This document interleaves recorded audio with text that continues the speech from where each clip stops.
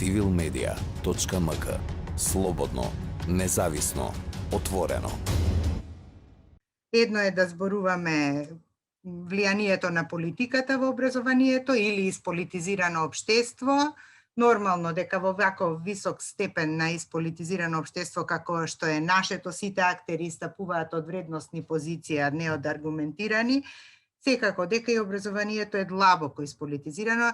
Не зборувам дека во оној конструктивен аспект дека политичката волја и државата длабоко е заинтересирана, туку за сите оние деструктивни процеси дека и образованието е веќе дефинирано како политика. На некој начин, еве јас доаѓам и сите ние доаѓаме од образование. Штета што нема тука представници на основното и на средното образование, каде што мислам дека проблемот е многу голем. Многу ми е жал дека оваа година, кога славиме 30 години независност на државава, многу луѓе и се постари од самата држава, па можеме така како личен опит да зборуваме. На некој начин јас сум се школувала и во еден друг систем, сега имам дете некаде трето оделение и вака како очевидец ги чувствувам сите тие негативни појави. Мојот син е во јавно образование, значи учи во јавно основно училиште. Секој месец се преиспитуваме дали сме ја донеле вистинската одлука да учи. Значи не станува збор само за проблем со квалитет на кадар, туку и со инфраструктурни услови, дали имаат сапун, кога ќе влезете во училиштето, мириса непријатно од тоалетите и некако престанувате и да мислите за политизираност, него каде го носам детето. Значи страшни состојби, а образованието секогаш е на високо место на агендите на политичките партии. Постојано имавме модернизација на образованието, најавување на некои радикални промени, имплементирање на не знам какви Кембридж програми, а од друга страна имате школи без грејење и без обезбедени системи на не знам баш оние основни услови за хигиена и функционирање и клупи, а од друга страна зборувате за компјутери и паметни табли. И малку тука, мислам, премногу ветувања, малку остварувања, значи една комплетно ретроградни процеси. За партизацијата да не зборувам, значи и во социјализмот, јас еве, например, 10 години чекав вработување на факултетот и бев демонстратор, неплатен, и дојдов во една состојба во 2006 или 2007 година, се вработија луѓе, така, падна од некаде на факултет, кај нас направен факултет, па нема ни часови каде што да држат, а ти си чекал 10 години како најдобар студент на генерација вработување, си одел некаде без плата, си работел и така натаму, и тоа се све фрустрации. И тоа се баш вулгарна партизација на образованието. Не зборувам сега за квалитет на луѓе кои што се вработиле, во тоа не сакам да навлегувам, сигурно биле квалитетни, меѓутоа ги злоупотребиле партиите во тој момент. Тоа биле состојби во високото образование, кои што тука можеме да ги докажеме и да ги покажеме. Што станува збор па за основното образование, каде што е партизацијата многу видлива, особено во ова општество, каде што степенот на политичка култура е многу низок, демократската свест исто така, партиципативната граѓанска култура ниска, и вие имате состојби каде градоначалниците, нормално, тоа е политички систем, поставуваат директори на основни училишта, меѓутоа директори фигури, шаховски фигури, никогаш немате нешто да кажат, да побараат, да се побунат, некој сервилно полтронски однос кон градоначалниците, премиерите. Имавме поразителни состојби кога еден премиер го носеше детето во школа слики по медиумите. Значи тоа е проблем више на култура, дури не може да се замаскира тоа. И тој процес е толку голем и не знам дали е можно веќе некако да се реши, освен ако го пуштиме со некој спонтан општествен процес на исцивилизирање понатаму. на она што што и професорката Најчевска го спомна за квалитетот, претпоставувам, на наставниот кадар. Значи, дури по ослободувањето таму по 45-та година се знаело кој е учител, најписмениот, најпаметниот. Тие луѓе имале углед, општествен статус, имале општествена одговорност, точно се знае како се облекувале, како се однесувале. Не сакам да звучам конзервативно, меѓутоа сега, мислам, најлошите ученици се запишуваат на педагошки академии, на педагогија, зашто мислат дека полесно ќе завршат факултет и ќе добијат некоја сигурна работа која што трае 4-5 сата. Со таква аура, тие се неатрактивни ке нас, неатрактивни факултети за силните ученици, кои што нели продолжуваат понатаму во високо образование.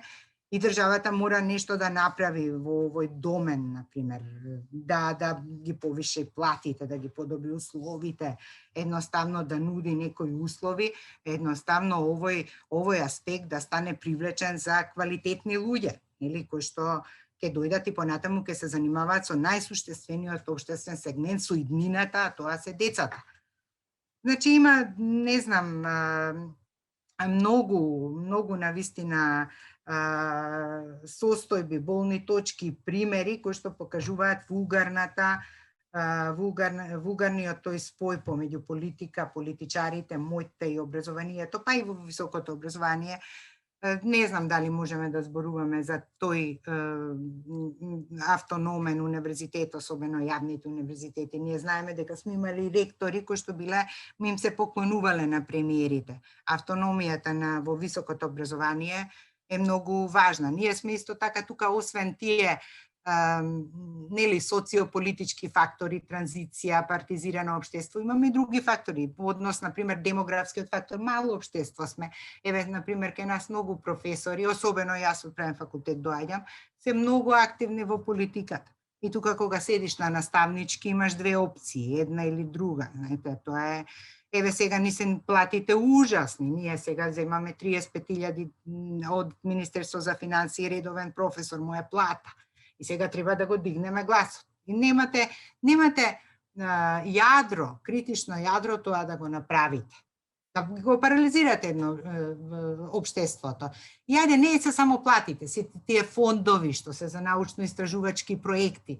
Јас сум 2 години уредник на студентско радио, се плеткам во радиото, како во мрежи. Ништо не можам, немаме антена, треба да молам по амбасади, по невладини организации, некако да најдеме средства да се покрие целата територија, еве во корона криза, кога студентите не доаѓаа на универзитетот, па да можат и од дома да следат, да ги мотивираме, но за тоа треба средства, кои што ги немаме.